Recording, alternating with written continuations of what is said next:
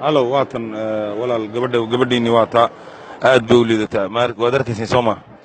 la hadal xariirkiina la hadalnaa la hadal sirooy falambooyin baan ku xidhnay xitaa aad bay u liidataa saxraagii bay saa ku soo noqotay marka annaka xeradan Soomaaliya ayaan soo qaadnay gabadha oo ma garanaysaa halkan keennay iminka halis maba kici karayso lugihii maqaarka hoosoo dhan kama kici karayso marka waa ka sida uu ogaada ninkan carabka xeradan leh yaa ka soo furtay rag xabsi ku haysta oo ma garanaysaa gabadha way rafaadiyeen aad bay u rafaadsan tahay gabadhu oo ma garanaysaa sile way silacday markaas iminka xeradii waxay timid doonta Soomaali badan baa joogta xeradan marka walaashay sida uu ogaada videogan haddaad aragtaan tusa reerkooga tusa waa aabaheed iyo hooyadeed tus waa kaas iyadna haddayna la hadasaan la hadasho oo la hello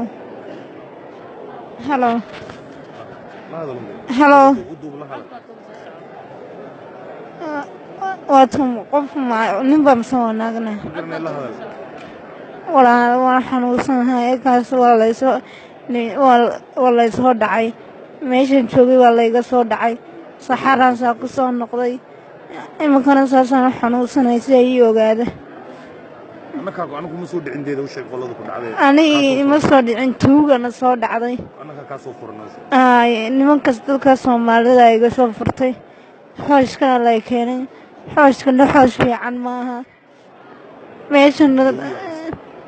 meeshan duum kuma haysto daryeel kuma haysto cunno xataa kuma haysto